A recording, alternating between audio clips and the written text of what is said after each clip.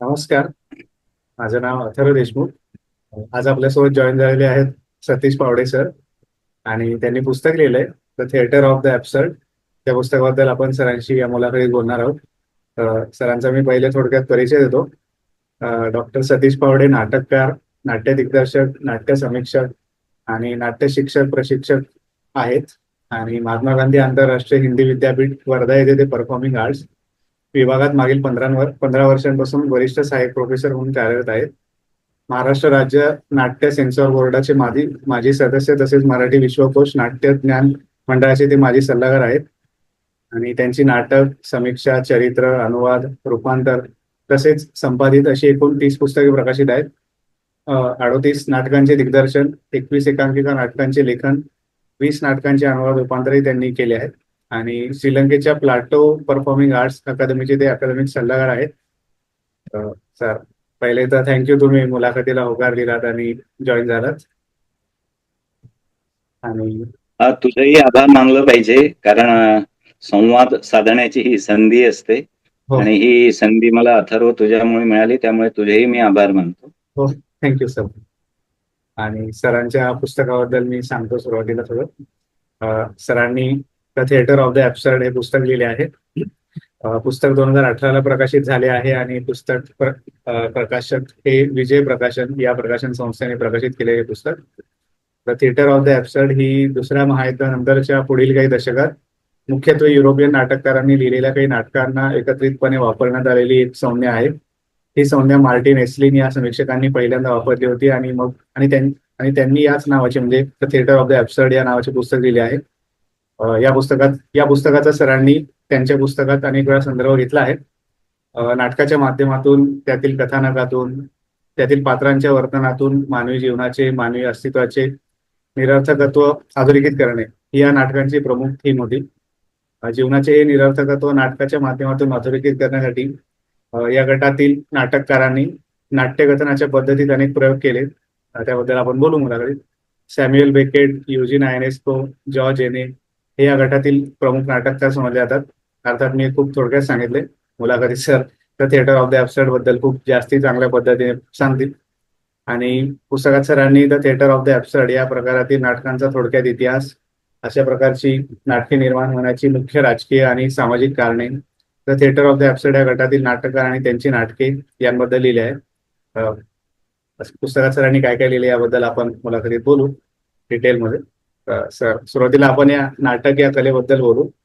तर नाटक या कलेचे काय वैशिष्ट्य किंवा वेगळेपण आहे असे तुम्हाला वाटते? नाटकातून कुठल्या गोष्टी व्यक्त केल्या जाऊ शकतात ज्या इतर कलातून व्यक्त करणे अवघड असते असे तुम्हाला वाटते? अथर्व, असं आहे की एका वाक्यामध्ये, काही वाक्यांमध्ये, काही शब्दांमध्ये नाटकाची व्याख्या करणं अत्यंत कठीण आहे. त्याच्यामुळे नाटक म्हणजे काय आणि वगैरे, म्हणजे अशी व्याख्या मी फार योग्य व्याख्या, तंतोतंत व्याख्या मला करता येणार नाही. पण सामान्यपणे जे काही मी वाचलंय, जो काही माझा अभ्यास आहे, तर मला असं नेहमी वाटत आलं आहे की अभिव्यक्ती ही माणसाची मूलभूत गरज आहे. म्हणजे अभिव्यक्ती ही माणसाची बेसिक इन्स्टिंक्ट आहे. आणि या दृष्टीनेच मनुष्य नाटक नाही, पण नाट्यात्मक ज्या काही क्रिया आहे किंवा नाट्यात्मक काही जे एक्सप्रेशन्स आहे, भाव आहे, ते तो नेहमीच व्यक्त करत आलाय. मग तो नाटक करो किंवा न करो, म्हणजे नाटकाचा त्याचा काही संबंध असलाच पाहिजे अशी गरज नाही. तर मला सहज असं म्हणजे असं जाणवतं की आपण जर हजारो वर्ष जर आपण मागे गेलं, तर तुम्ही इमॅजिन करा की जेव्हा माणसाकडे भाषा नव्हती, तेव्हा ते कसे कम्युनिकेट करत असतील एकमेकांशी. तर त्यांच्याकडे हातवारे असतील, म्हणजे हस्तमुद्रा असेल, काही चिन्ह असतील, आवाज असेल म्हणजे साऊंड असेल, किंवा शारीरिक अशा प्रकारचे काही क्रियाकलाप असतील की ज्याच्यामुळे तो कम्युनिकेट करत होता. आता हे तुम्ही इमॅजिन करा ना की तो कम्युनिकेट करतो आहे, तर तो चेहऱ्यावर भाव आणेल, डोळ्यात भाव येईल, हातवारे करेल, शरीराचा उपयोग करेल. म्हणजे बॉडी लँग्वेज नावाची जी गोष्ट आहे, देहबोली आपण ज्याला म्हणतो, जिथे शब्दांची गरज नाही, अशा प्रकारे तो आपली अभिव्यक्ती करत असेल. पण नाटकाच्या संदर्भात बोलायचं झालं तर एक उदाहरण मी नेहमी देतो आणि बाकीचे पण लोक देतात, की आदिम शिकार नाट्य. तर ज्या काळामध्ये कबिल्यांमध्ये लोक असायचे आणि त्यातले काही लोक पोट भरण्यासाठी शिकारीला जायचे आणि शिकार करून आणायचे. तर हे शिकारीचे जे त्यांचे अनुभव होते, जसं की त्या जो प्राणी असेल त्याला कसं त्यांनी मारलं, मग कसं आणलं. एकदा असं झालं की वाघ आला समोर आणि त्यांना कळलंच नाही की हा वाघ हिंसक प्राणी आणि हा वाघ पण आपल्याला खाऊ शकतो. आणि मग ते 8-10 लोक जे काही गेले असेल तर त्याच्यापैकी एकाला वाघाने खाल्लं, दुसऱ्याला पकडलं, तिसरा तर बाकी लोक पळून गेले की अरे वाघ नावाचा असा प्राणी हा आपल्यावर हल्ला करतो. त्याच्यामुळे पुढच्या वेळेस काय झालं ते प्लॅनिंग करून गेले की या प्राण्याला असं असं घेरायचं. तर या ज्या काही ऍक्टिव्हिटीज होत्या शिकारीच्या त्या सगळ्या ड्रॅमॅटिक होत्या आणि मग परत शिकार घेऊन ते आपल्या कबिल्यामध्ये यायचे. तेव्हा ते सांगत होते की आम्ही कशा पद्धतीने शिकार केली. परत मी सांगितलं की तेव्हा भाषा नव्हती. म्हणजे काय की साऊंड, हातवारे म्हणजे आंगिक अभिनय आपण ज्याला म्हणतो, एक्सप्रेशन म्हणजे भाव म्हणतो, अशा प्रकारे ते अभिव्यक्ती करत होते. आणि डेफिनेटली जेव्हा अशा प्रकारची होती तर त्याच्यामध्ये एक्झॅगरेशन पण येतं. म्हणजे जे घडलं त्याच्यापेक्षा आणखी अतिशयोक्ती रूपाने काहीतरी येतं. अशा पद्धतीचं ते त्यांचं सांगणं आणि समोरच्या माणसांनी ऐकणं. कारण काय होतं की जे शिकायला गेले त्यांची ती अभिव्यक्तीची गरज होती की त्यातला जो स्ट्रेंज आहे, त्यातला जो टेरर आहे, त्यातलं जे म्हणजे तिथे ऍक्च्युली जे घडलं प्रसंग, त्याची घटना आहे ती कशी सांगायची. तर मला असं वाटतं की नाट्यात्मक अभिनयाची किंवा नाट्यात्मक कम्युनिकेशनची, ड्रामॅटिक कम्युनिकेशन आपण त्याला म्हणू, तशी ती सुरुवात झाली. ऍक्च्युली हे काही नाटक नाहीये, याला आपण असं म्हणू शकतो की याच्यामध्ये ड्रामॅटिक एलिमेंट आहे पण ते नाटक नाही. तर हे उदाहरण आम्ही नेहमी देतो. जेव्हा माणूस हळूहळू प्रगत झाला, विकसित झाला, होमोसेपियन्सचा जो काळ आहे त्याच्या पुढची ही घटना आहे. तर जसं असं म्हटलं जातं की संगीत जो आहे, संगीत हा सगळ्यात पहिला कला प्रकार आहे, ज्याने माणसाला कला काय आहे याचं अनुभव दिला किंवा प्रचिती दिली. उदाहरणार्थ साऊंड हा पूर्ण आपल्या आजूबाजूला ऍटमॉस्फिअर मध्ये आहे, अँबियन्स मध्ये आहे, आपली पूर्ण इकॉलॉजी जी आहे त्याच्यामध्ये आहे.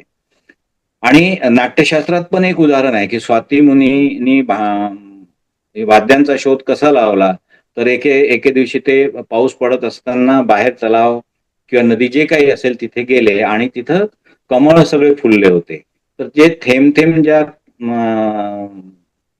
पाणी आहे किंवा तो जो पाऊस आहे त्याची थेंब त्या कमळाच्या पानावर पडत होती आणि त्यातून एक वेगळा ध्वनी, मग तो मध्ये पडणारा पाऊस आणि नंतर मग परत नदीमध्ये त्या धारांमध्ये पडणारा पाऊस, तो वेगवेगळे साऊंड्स, मग हवा आली, वादळ आलं, त्याचे वेगवेगळे साऊंड्स.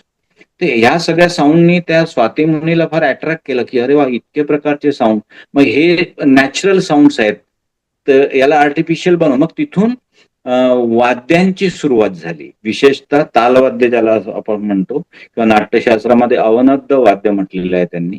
तर तिथून ती सुरुवात झाली आणि पुढे मग विश्वकर्माच्या मदतीने मग अनेक वाद्य स्वाती मुनींनी शोधून काढले. सेम टाइमला ते साऊंड, तो ध्वनी वगैरे वगैरे त्या आधारावर किंवा त्या आसपास म्हणा किंवा आधी म्हणा, गांधर्व संगीताच्या संदर्भात नारदाचं नाव येतं आणि त्याला कलात्मक पद्धतीने, शास्त्रीय पद्धतीने ते अभिव्यक्त केलं. तर अशा प्रकारे वाद्य आणि गायन.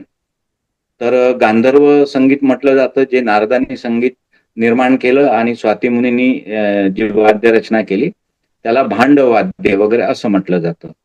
तर सांगण्याचं तात्पर्य काय आहे की संगीत हा पहिला कलात्मक स्वर होता, ज्याला आपण कला म्हणू शकतो, ललित कला म्हणू शकतो. आणि मग सायमल्टेनियसली हळूहळू जसं माणसाची प्रगती पुढे होत गेली, तर हे ड्रॅमॅटिक एलिमेंट जे आहे, जे आपल्या जगण्यात पण असतात, बोलण्यात पण असतात, आपल्या संवादात पण असतात, तर मग त्यातून पुढे नाटक विकसित झालं. पण काही विद्वानांचं असं म्हणणं आहे की ऋग्वेदामध्ये जे संवाद सूक्त आहे त्यातून नाटकाची निर्मिती झाली. अनेक संवाद आहेत, म्हणजे जवळजवळ 10 संवेद, यम यमी संवाद आहे, पुरुरवा उर्वशी संवाद आहे, यम नदी संवाद आहे, असे 10 प्रकारचे संवाद आहे. तर ऍक्च्युली नाटकाच्या उत्पत्तीचे पण 10 वेगवेगळे सिद्धांत आहे. पण मी या दृष्टीने मी हे बघतो की ही मानवीय जीवनाची मानवी उत्क्रांतीच्या प्रक्रियेमध्ये हे सगळं घडत गेलं. आणि मग अनेक असे काही संदर्भ नाटकाचे नाट्यात्मक एलिमेंट असलेल्या घटनांचे सापडतात. मग पुढे जर आपण आलो तर पणिनीनी काळ त्यांचा इसवी सन 500 सांगितला जातो. त्या काळामध्ये अष्टाध्यायी नावाचं जे व्याकरणाचा ग्रंथ लिहिला त्याच्यामध्ये शैलालीन आणि कृशास्व या 2 नाट्यगुरूंचा आणि नटसूत्रांचा उल्लेख केलेला आहे. म्हणजे ज्ञात इतिहास म्हणून, ज्ञात असलेला इतिहास म्हणून जर आपल्याला पाहायचं झालं तर आपण इसवी सन पूर्व 500 मध्ये जाऊ शकतो आणि पणिनीच्या अष्टाध्यायीमधले हे 2 संदर्भ घेऊ शकतो. पुढे आपण आलं तर मौर्यन काळामध्ये कौटिल्याच्या अर्थशास्त्रामध्ये व्यावसायिक नाटक करणाऱ्या मंडळांचे संदर्भ आणि उल्लेख आहे. मग इसवी सन पूर्व 200 इसवी सन 400 या काळामध्ये भरतमुनीचं नाट्यशास्त्र तुम्हाला अस्तित्वात आलेलं दिसतं, की ज्यांनी पहिल्यांदा नाटकाची शास्त्रीय व्याख्या केली, नाटकाच्या प्रयोगशास्त्राची व्याख्या केली आणि संपूर्ण नाट्यशास्त्र हे प्रयोगावर आधारित त्यांनी त्याची रचना केली आणि ते संस्कृत रंगभूमीचं आधारस्तंभ म्हणून आपण नाट्यशास्त्राकडे बघू शकतो. तर तुझ्या प्रश्नाचं उत्तर तात्पर्य असंच आहे की नाटक ची उत्पत्ती कशी झाली, नाटक कशाला म्हणतात, तर ड्रॅमॅटिक एलिमेंट असणे म्हणजे नाटक नव्हे, तर शास्त्रशुद्ध पद्धतीने नाटकाच्या आकृतीबंधामध्ये किंवा फॉर्ममध्ये नाटक सादर करणे, ज्याला आपण नाटक म्हणतो. तर असे संदर्भ आपल्याला पणिनीच्या पुढे मिळतात. तर याचा अर्थ हा नाही की त्याच्या आधी नाटक नव्हतं. कदाचित ते लोकधर्मी किंवा लोकनाट्याच्या फॉर्ममध्ये असेल, पारंपरिक नाटकाच्या फॉर्ममध्ये असेल, असू शकतात. पण अशा पद्धतीने पण उत्पत्तीचा आणखी एक सिद्धांत नाट्यशास्त्रामध्ये असा आहे की जेव्हा संपूर्ण जगामध्ये म्हणजे भारतवर्षामध्ये ग्राम्य धर्म ज्याला आपण अराजकता म्हणतो अशी निर्माण झाल्यावर इंद्रदेव ब्रह्माकडे गेले आणि त्यांनी सांगितलं की भगवान असा असा आहे, अराजकता माजलेली आहे, ग्राम्य धर्म निर्माण झालेला आहे. तेव्हा यांच्या शमनासाठी किंवा हे मोडून काढण्यासाठी एक क्रीडनीय तुम्ही निर्माण करा, जे लोकांचं हित साधणारं असेल, लोकांचं मंगल साधणारं असेल आणि त्यांना उपदेश देणारं असेल. तर मग ब्रह्मानी 4ही वेदांमधून वेगवेगळे अंश घेऊन म्हणजे ऋग्वेदामधून त्यांनी संवाद आणले, यजुर्वेदामधून अभिनय आणला, सामवेदामधून संगीत आणलं आणि अथर्व वेदामधून रस आणला. असं 4घांचं मिश्रण करून त्यांनी क्रीडनीयक नावाचं नाटक, नाट्यप्रकार, नाट्यवेद, नाट्यशास्त्र अशा प्रकारचं निर्माण केलं असं आपण म्हणू शकतो. आणि राहिला प्रश्न व्याख्येचा, तर माझं असं म्हणणं आहे की अभिव्यक्तीच्या गरजेपोटी, कारण ती बेसिक इन्स्टिंक्ट आहे, त्यातून ड्रॅमॅटिक ऍक्टिव्हिटीज आणि मग पुढे त्यातून नाटक निर्माण झालं. तर सामान्यपणे इसवी सन पूर्व 500 पर्यंत आपण नाटकाच्या परिभाषेमध्ये किंवा कॉन्सेप्टमध्ये अवधारणेपर्यंत आपण जाऊ शकतो. तर तुमचं पुस्तक जे आहे the theatre of the absurd, तर या विषयात तुम्हाला इंटरेस्ट कशा प्रकारे निर्माण झाला आणि या विषयावर एक पुस्तक लिहावे मराठीमध्ये असे तुम्हाला का वाटले? खरं तर पुस्तक वगैरे लिहावं हा उद्देशच नव्हता. मला आठवतं की 1988 मध्ये मी नागपूरला, मी मुळात पत्रकार होतो आणि पत्रकारितेच्या काळामध्ये मला नेहमी रिपोर्टिंगला जावं लागायचं आणि आवडीचा विषय असल्यामुळे कल्चरल रिपोर्टिंगचं बीट जे आहे ते मी माझ्याकडे मागून घेतलं होतं. तर वेटिंग फॉर गोदो नावाचं एक नाटक जे आहे ते तिथे सादर करण्यात आलं होतं आणि बेंजामिन गिलानी आणि नसरुद्दीन शाह यांनी ते सादर केलं होतं आणि ते सॅम्युअल बेकेटचं नाटक, जगप्रसिद्ध नाटक वेटिंग फॉर गोदो. तर ते नाटक मी तिथे पाहिलं आणि ते नाटक पाहिल्यावर मी भारावून गेलो. अरे अशाही प्रकारचं नाटक असू शकतं. इतकं त्या नाटकाने मी प्रभावित झालो होतो की त्या नाटकाची समीक्षा पण लिहिताना मला खूप त्रास झाला कारण अभ्यास नव्हता, माहिती नव्हतं. पण त्याच काळामध्ये मग मी नागपूर विद्यापीठाच्या ललित कला विभागामध्ये मी ऍडमिशन घेतली होती MFA करायला, म्हणजे मास्टर ऑफ फाईन आर्ट्स नाट्यशास्त्रामध्ये. तर तिथे संस्कृत नाटक, मराठी नाटक, हिंदी नाटक, आधुनिक नाटक सगळ्या प्रकारची नाटकं वाचायला मिळाली. तर त्याच काळामध्ये कालिगुला नावाचं नाटक जे आहे अल्बेर कामूचं, ते माझ्या वाचण्यात आलं. त्याच्यानंतर जॉपाल सार्त्रचं डर्टी हँड्स आहे किंवा फ्लाईज आहे किंवा मॅन विदाउट शॅडोज आहे, ही नाटकं वाचणं आणि त्यांच्यामुळे पण मी प्रभावित झालो. पण त्यातल्या त्यात मला कालिगुला जे नाटक आहे अल्बेर कामूचं ते खूप आवडलं. तर म्हटलं, "अरे, हा कोण लेखक आहे बघूया जरा." तर मग त्याचं मी वाचत गेलो. तर म्हणजे माझ्यावर खूप प्रभाव पडला अल्बेर कामूचा. मग अल्बेर कामूचं मी जवळ सगळं साहित्य वाचलं. जवळपास सगळी नाटकं मी त्याची वाचली आणि एवढंच नाही तर त्यांचं क्रॉस पर्पज नावाचं एक नाटक आहे. ते अत्यंत सुंदर मला आवडलं. मग मी त्याचा अनुवाद केला, त्याचं डायरेक्शन केलं. ते नाटक पण खूप गाजलं. तर हा एक प्रभाव पडत गेला आणि वाचता हे लक्षात आलं, की कोणी म्हणायचं, "अरे, ते ॲब्सर्ड थिएटरचं नाटक नाही, ते तर अस्तित्ववादी नाटक आहे." कोणी म्हणायचं, "अरे, नाही, ते अस्तित्ववादी नाटक नाही, ते तर ॲब्सर्ड नाटक आहे." तर मला वाटायचं हे अस्तित्ववाद काय आहे, ॲब्सर्ड काय आहे? मग मी तो अभ्यास सुरू केला. तर हळू मला ते त्यातलं कळलं आणि वाटलं, की अरे, हा विषय आहे ज्याच्यामध्ये आपण काही रिसर्च करू शकतो. कारण मराठीमध्ये अ, भरपूर नाटकं झालीत. पण जेव्हा मी समीक्षा वाचल्या माझ्या लक्षात आलं, की मराठी समीक्षकांनी अत्यंत चुकीचं इंटरप्रिटेशन या सगळ्या नाटकांचं, थिअरीचं सगळं केलेलं आहे. तर मग मी ठरवलं, की नाही आता पी-एच-डी करायचीच आहे.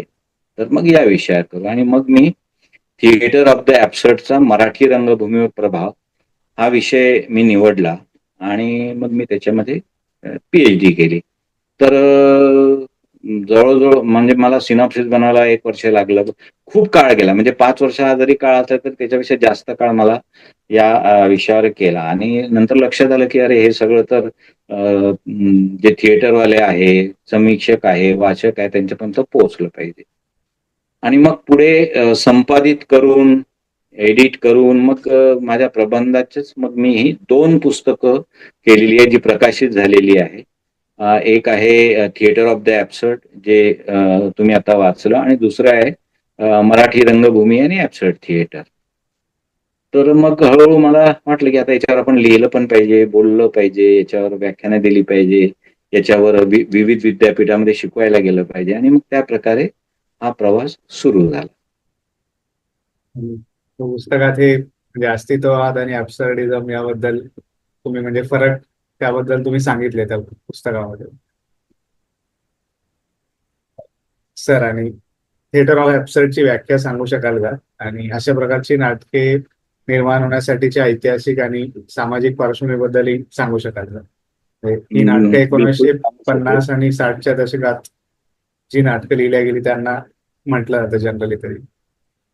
नाही आता असं आहे, की हे 2 पर्स्पेक्टिव्हमध्ये आपल्याला बघता आलं पाहिजे. एक तर जागतिक पातळीवर आणि मग मराठीच्या पातळीवर. मी हिंदीमध्ये हो. जात नाही. पण या 2 पातळीवर आपण बघितलं पाहिजे. तर हे लक्षात घेतलं पाहिजे, की थिएटर ऑफ द ॲब्सर्ड त्याची व्याख्या करा म्हटलं तर परत मी जसं नाटकाच्या बद्दल बोललो, की याची व्याख्या करता येणं शक्य नाही. कारण थिएटर ऑफ द ॲब्सर्ड हा संपूर्ण अनुभवाचा, अनुभूतीचा अ, भाग आहे. हां, एवढं सांगू शकेल, की त्याच्या उत्पत्तीचा किंवा त्याच्या निर्मितीचा जो प्रवास आहे, तो कसा आहे हे निश्चित सांगू शकेल. आपल्याकडे असं होतं, की जगभरामध्ये अस्तित्ववादाचा बोलबाला झाला किंवा अस्तित्ववाद एक महत्त्वाचं फिलॉसॉफी म्हणून, एक दर्शन म्हणून त्याचा अभ्यास पूर्ण जगामध्ये सुरू झाला. तर सामान्यपणे असं सांगता येतं, की सोरेन किर्केगार नावाचा एक फिलॉसॉफर होता, तत्वचिंतक होता. त्यांनी पहिल्यांदा अस्तित्ववादाची मांडणी केली. पण हा आस्तिक अस्तित्ववादी होता. याच्यामध्ये पण 2 गट आहे. एक नास्तिक आणि एक आस्तिक. तर सोरेन किर्केगार्ड नंतर याला आणखी उत्क्रांत करण्यामध्ये फ्रेडरिक निश्चेचं आपल्याला नाव घ्यावं लागेल. तर फ्रेडरिक निश्चे हा नास्तिक होता. मग पुढे कार्ल जास्परचं नाव घ्यावं लागेल. गॅब्रिएल मार्सेलचं नाव घ्यावं लागेल. मार्टिन हायडेगरचं नाव घ्यावं लागेल. जॉन सार्थरचं नाव घ्यावं लागेल आणि शेवटचं महत्वाचं नाव म्हणजे अल्बेर कामूचं पण आपल्याला नाव याच्यामध्ये घ्यावं लागेल. तर अस्तित्ववादाची मांडणी आणि त्याचा सगळा जो विकास आहे, या महत्वाचे हे जे 5-6 नावं मी सांगितले या लोकांनी केलेलं आहे. पण नाटकाच्या दृष्टीने जर अस्तित्ववादाचा विचार करायचा झाला, तर मग आपल्याला जॉन सार्त्र आणि अल्बेर कामूशिवाय पर्याय नाही. जॉन सार्त्र हा फिलॉसॉफर तर होताच होता. कादंबरीकार लेखक होता, पण तो नाटककार पण होता. म्हणजे जसं त्यांनी डर्टी हँड्स लिहिलं, मॅन विदाउट शॅडोज लिहिलं, फ्लाईज लिहिलं. तर या नाटकामध्ये अस्तित्ववादाची त्यांनी मांडणी केली आहे. म्हणजे आता मी ही 2-3 जी नावं घेतलेली आहेत, याला आपण अस्तित्ववादी नाटक म्हणू शकतो. आणि याच्यामध्ये डर्टी हँड्समध्ये किंवा मॅन विदाउट शॅडोजमध्ये मी स्वतः रोल पण केलेला आहे. म्हणजे नुसता वाचून होत नाही, तर अनुभव पण घेता आला पाहिजे. म्हणून ॲज अॅन ॲक्टर पण मी त्याच्यामध्ये काम केलेलं आहे. तर त्यांनी अस्तित्ववादाचं एक सूत्र जे सांगितलं जॉर्ज सार्थ्रनी, की being in nothingness, nothingness is being, हे एक सूत्र आहे. आणि या आधारावर मग पूर्ण त्यांच्या अस्तित्ववादाची मांडणी सुरू होते. जिथे सार्त्र थांबतो त्याच्या पुढे कामू सुरू होतात. कामूनी अस्तित्ववादाच्या पुढे जाऊन, म्हणजे अस्तित्ववादाचेच तत्व निवडून, एलिमेंट्स निवडून पुढे ॲब्सर्डिझमची मांडणी केली. ज्याला अत्यंत चांगला शब्द मला सुचवला तो राघव जाधवांनी. कारण त्याच्यामध्ये अनेक आहे. म्हणजे जसं ॲब्सर्ड शब्दाची व्याख्या करता येत नाही. जवळजवळ डिक्शनरीमध्ये गेला तुम्ही तर 50 पेक्षा अधिक अर्थ त्याचे आहे. मराठीत गेला तरी आहे. पण त्यांनी व्यस्तताव्याधी रंगभूमी अशी टर्म यांनी वापरली. पण अनेक लोकांनी मिथ्यावादी नाटक असाही शब्द वापरला. काही लोकांनी निरर्थक नाट्य, न नाट्य, अनाट्य असेही शब्द वापरलेले आहे. तर या दृष्टीने ॲब्सर्डिटीचं तत्वज्ञान जे पहिल्यांदा आहे, ज्याला आपण ॲब्सर्डिटीची फिलॉसॉफी म्हणून, जसं अस्तित्ववादाची मांडण्यात आली होती, ती अल्बेर कामूनी पहिल्यांदा मांडली. पण अल्बेर कामू पण कवी, लेखक, कादंबरीकार, कथाकार सगळ्या प्रकारचं होतं. आणि वैशिष्ट्य म्हणजे जॉर्ज सार्थरला पण नोबेल मिळाला आहे आणि अल्बेर कामूला पण नोबेल मिळाला आहे. पण व्यक्तिशः अल्बेर कामू हा माझ्या अत्यंत आवडीचा नाटककार आहे आणि त्याची नाटकं पण मला खूप आवडतात. तर त्यांच्या कालिगुला नाटकामध्ये मी काम केलं, पण त्यांचं क्रॉस पर्पज नावाचं नाटक आहे, माझ्या खूप आवडीचं असल्यामुळे मी त्याचं भाषांतर केलं आणि त्याच्यामध्ये मी भूमिका पण केली. तर अल्बेर कामूनी पहिल्यांदा ॲब्सर्ड शब्दाची व्याख्या, त्याची व्याप्ती वगैरे वगैरे हे मांडण्याचा प्रयत्न केला. आणि त्यांनी विसंगती असा शब्द तो वापरलेला आहे, की मानवी जीवन हे विसंगतीपूर्ण आहे, म्हणजे ॲब्सर्ड आहे, निरर्थक आहे. तर मग आता हे नुसतं मांडायचं कसं? नुसता सांगितल्याने होत नाही. तर त्यांनी ॲब्सर्डिझम हे तत्वज्ञान सांगण्यासाठी द मिथ ऑफ सिसिफस हा निबंध लिहिला किंवा हे पुस्तक लिहिलं. आणि त्याच्यानंतर मग त्यांनी द रिबेल नावाचं पुस्तक लिहिलं. ही 2 पुस्तकं जर आपण वाचली तर अल्बेर कामूची ॲब्सर्डिझमची जी व्याख्या ती अगदी स्पष्ट होते. एक छोटं उदाहरण, आणि मी तर नेहमी जोडतो, की द मिथ ऑफ सिसिफसमध्ये सिसिफस हा त्याचा नायक आहे आणि त्याला देव काय गुन्हा त्याच्याकडून घडतो, देव त्याला शिक्षा देतात, की एक पहाड आहे, खाली एक मोठा गोल दगड आहे. तर त्याला म्हणतात, की एवढा तू शूरवीर आहे, तर हा खालचा दगड पर्वताच्या वरच्या टोकावर तुला न्यायचा आहे. आणि तो ते चॅलेंज स्वीकारतो. जेव्हा की त्याला माहित आहे की हे काम अत्यंत कठीण आहे, पूर्ण होईल की नाही, पण तरी तो खालून वरपर्यंत तो जो दगड आहे तो नेण्याचा प्रयत्न करतो. मग आता शेवटचं स्टेटमेंट माझं असं आहे, की तो सिसिफस आजही जिवंत आहे आणि तो नेहमी आताही तो तेच काम करतो आहे. तर इथे सिसिफस हे कॅरेक्टर नाहीये, तर सिसिफसच्या ऐवजी आजचा जो मनुष्य आहे, माणूस आहे, तो माझ्या पुढे आहे. त्याच्यापुढे आयुष्य जगण्याचं अशा प्रकारचं एक प्रतीक जे आहे, म्हणजे म्हणून आयुष्य काय होईल, पुढे काय होईल, सक्सेस मिळेल, नाही मिळेल, जीवन किती आहे, काय काही माहित नसतं. पण तो तेवढ्या जिद्दीनं, शिताफीनं, चिकाटीनं तो जगत राहतो, ज्या पद्धतीने सिसिफस तो जो दगड आहे तो वरती नेण्याचा प्रयत्न करतो. तर अशा प्रकारचं एक उदाहरण त्यांनी, आता त्याला माहित आहे की हे दगड नेईल, म्हणजे नेता येईल मला माहित नाही, पण तो प्रयत्न सोडत नाही. तो शेवटपर्यंत प्रयत्न करतो. आता एका अर्थाने बघितलं तर हे किती निरर्थक आहे हे काम, पण तो त्या निरर्थक कामालाही शरण न जाता, देवाची मदत न मागता तो सातत्याने प्रयत्न करतो आहे. आणि तो प्रयत्न म्हणजे तो त्याच्या जीवनाला अर्थ देण्याचा प्रयत्न करतो आहे. जसं माणूस आयुष्यभर जगतो, जन्मतो, मरतो, काय करतो त्याचं त्यालाच माहीत असते, पण जगत राहतो. उद्या काय होईल कोणाला माहीत नसतं. तर अशा प्रकारचा जो त्याचा संदर्भ आहे तो आधुनिक माणसाशी मी जोडलेला आहे. तर या मिथ ऑफ सिसिफसमध्ये त्यांनी 3 सूत्र सांगितलेली आहे ॲब्सर्डिझमची. आणि बिलकुल मराठी जेवढे समीक्षक आहेत त्यांनी तर सगळं निराशावादी तत्वज्ञान म्हणून ॲब्सर्डिझमची मांडणी केलेली आहे. पण जेव्हा मी त्याचं रिबेल वाचलं तर त्याची सगळी उत्तरं आपल्याला त्याच्यात मिळतात. 3च सूत्र जो सांगतो रिबेलियनची, की ॲब्सर्डिझमशी सामना करायचा असेल तर तुम्हाला सगळ्यात तर पहिले विद्रोह करावा लागेल. दुसरं, तुम्हाला जे स्वातंत्र्य मिळेल विद्रोह केल्यानंतर त्याची जबाबदारी तुम्हाला घ्यावं लागेल आणि झपाटलेपणानं तुम्हाला ते आयुष्य तुमचं जगावं लागेल. या 3 सूत्राच्या आधारावर ॲब्सर्डिटीचं तत्वज्ञान आहे ते रिबेलमधून आणि मिथ ऑफ सिसिफसमधून त्यांनी मांडलेलं आहे. आता ॲब्सर्डिझमचं पूर्ण तत्वज्ञान त्यांनी मांडलेलं आहे. पण नाटक मात्र त्यांनी जी लिहिलेली आहे ती ॲब्सर्ड फॉर्ममध्ये नाहीये. ती अस्तित्ववादी फॉर्ममध्ये किंवा वास्तववादी फॉर्ममध्ये जशी सामान्य नाटक असतात तशी लिहिली. पण मग हे ॲब्सर्डिझम तत्वज्ञान घेऊन मात्र पुढे मग युजीन आयनेस्को आहे, सॅम्युएल बेकेट आहे, असे 8-10 मोठे म्हणजे संपूर्ण जगभरात 25 पेक्षा अधिक जागतिक नाटककार होऊन गेले. पण एक महत्वाचे नाटककार आहे. तर त्यांनी ॲब्सर्डिझमच्या अनुभूतीवर, अनुभवावर, फिलिंगवर, भावनेवर, भावावर जी नाटकं लिहिली ती सगळी ॲब्सर्डिझम या ॲब्सर्ड थिएटर या फॉर्मॅटमध्ये मोडतात.